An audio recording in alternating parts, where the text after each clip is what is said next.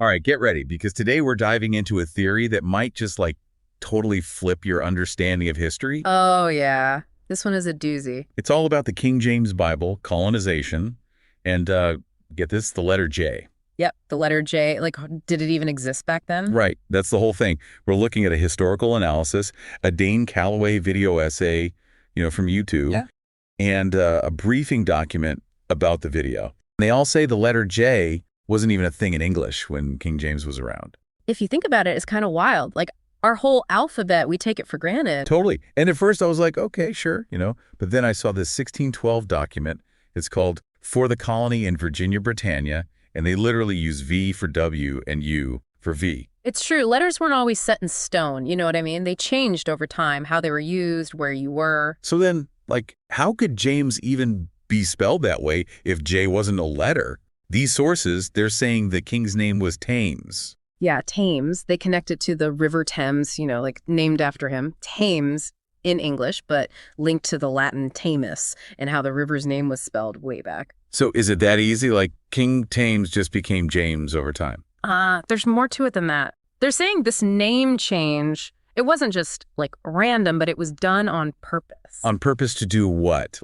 Hide something about the king? Yeah, his true nature and what his Bible was really for. Okay, now you've got me hooked. What are they saying his true nature even was? What was this hidden purpose? Think about the word tames for a second. What does it make you think of? Taming something, like an animal. Subduing it, controlling it. Exactly. They're saying that the name itself hints at what the Bible was meant to do. Not just be spiritual, but to be a way to control people. Whoa, okay. That is not how I ever thought about the King James Version. And one of the sources, they quote this line, it's kind of chilling. Whatever the enemy desires its prey to obey, they must first tame them. That's pretty intense. It makes it sound like the King James Version was a weapon or something. But was it really meant for colonization, specifically? That's what they're arguing. And you got to remember, throughout history, religion and power, they've always been connected. Rulers using it to justify their power, policies being influenced by belief, and colonization itself often got justified with religion. So are they saying the King James Version was specifically made to, subdue indigenous populations? That's the theory, yeah. And to really get it, we got to look at how they connect the Bible to the whole bigger story of colonization and what missionary groups were doing. Okay, I'm ready to keep going with this. It's getting more and more interesting. One thing that really struck me was this emblem from the Society for Promoting Christian Knowledge. It shows these foreigners, they're arriving with a Bible, and the indigenous people look kind of wary, unsure. Yeah, it's a powerful image. It shows that clash of cultures, totally different ways of believing. Right. And the sources say this image represents spiritual warfare, like they were fighting a war but using the Bible as the weapon. Spiritual warfare. What does that even mean?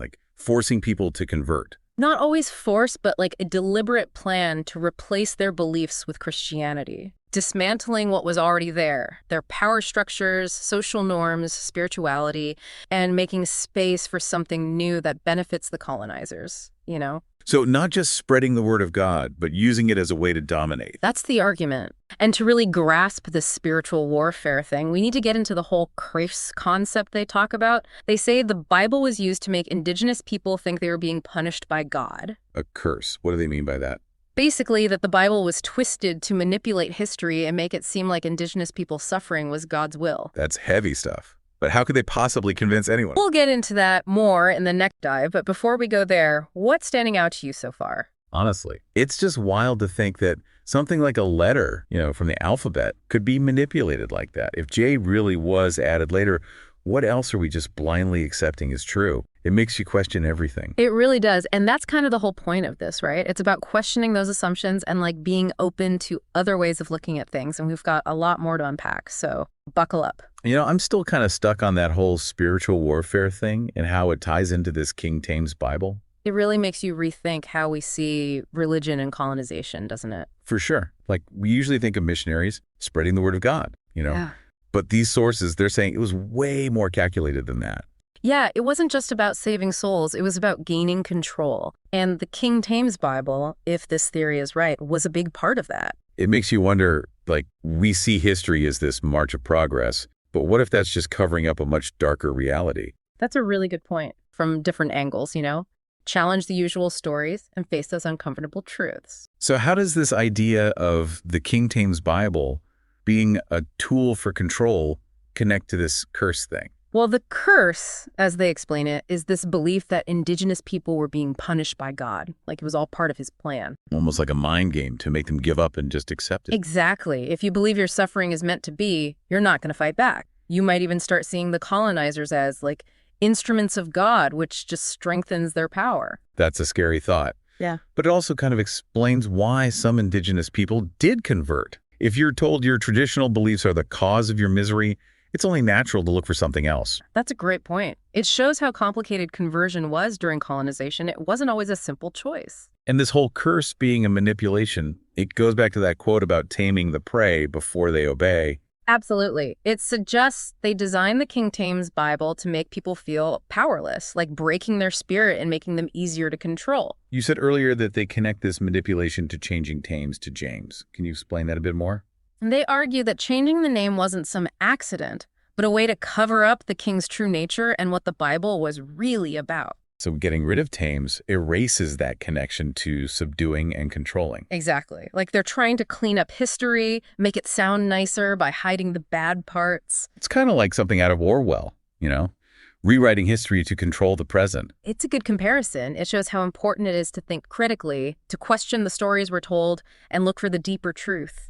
This whole dive has really made me rethink what I thought I knew about the King James Bible and colonization. Yeah. It's hard to wrap my head around. It's a lot to take in, for sure. And one of the toughest parts is seeing how religion, something meant to be about love, has been used to justify horrible things. Yeah, it's disturbing to think about something so good being twisted into a tool for control and oppression. It is, but I think it's important to remember that religion, like anything powerful, can be used for good or bad. And by understanding how it's been abused, we can try to prevent it from happening again. So what do we do now? How do we make sense of this King Tames theory and what it means for how we understand history and the effects of colonization that we still see today?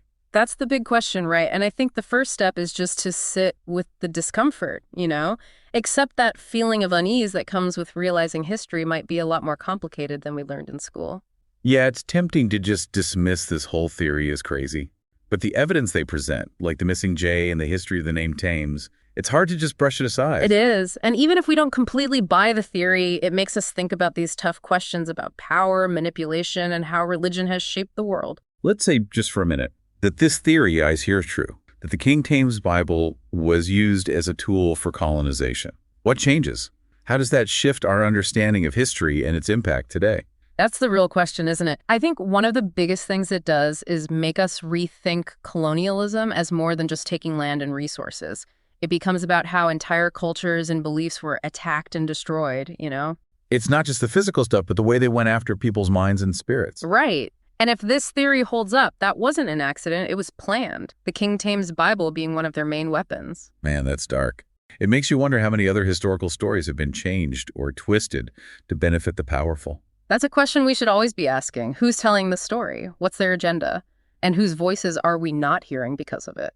It's like we talk about diversity in media, making sure everyone's story is told. But that's true for history too, isn't it? Absolutely. History shouldn't just be the story of the winners. It needs to be a mix of all the voices, all the different perspectives. Including the voices of the people who were colonized, those whose cultures were suppressed, whose stories we don't even know because they were silenced. Yes. Their stories are crucial to understanding the full impact of colonialism, both back then and now. This dive has been a wild ride. And yeah, I've got more questions than answers, and I'm feeling a bit unsettled. But it's also made me want to learn more, to keep digging and question everything I thought I knew. That's what's so cool about learning, right? It opens up new worlds, challenges you to think differently, and helps you see things in a whole new light. That whole image of history unraveling is really sticking with me. Yeah, it's a good way to think about it, Like, history's not this solid thing we can just take for granted. Totally. It's more like woven together from all these different threads, Yeah. Perspectives, interpretations, different sides of the story. And when you start pulling on one, the whole thing can, come apart. Exactly. And that's why it's so important to be, humble about history, to question what we think we know, and accept that we might never have the whole truth. So how do we even try to fit this King Tames theory into everything we thought we knew about the past? It just turns so much upside down. It does, for sure. And I think the first step is to just be okay with the fact that it makes us uncomfortable, to sit with that feeling of, wait, what if everything I thought I knew was wrong?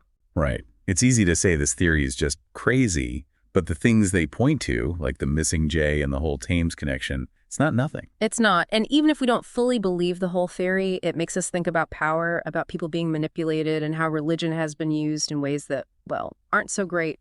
Let's say, for the sake of argument, that this King Tames thing is our truth, that the Bible was used this way during colonization.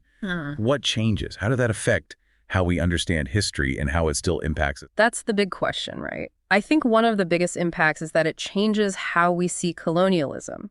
It's not just about conquering land and taking resources. It's about how they systematically destroyed entire cultures and belief systems. So it's not just the physical stuff, but the mental and spiritual too. Yeah, exactly. And if this theory is right, that destruction was intentional, strategy, the King James Bible being one of their tools. Damn, that's a disturbing thought. It makes you wonder how many other historical narratives are like that, changed or twisted to make the powerful look better. That's a question we should always be asking ourselves. Who's telling the story? Why are they telling it that way? And whose voices are missing because of it?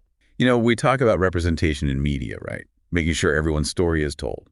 But that's true for history, too. Oh, absolutely. History shouldn't be one-sided. It needs to include everyone, all the different viewpoints and experiences. Especially the people who were colonized, whose cultures were suppressed, whose stories we might not even know because they were silenced. Exactly. Without their voices, we can't truly understand what colonialism did, both back then and the effects that still linger today.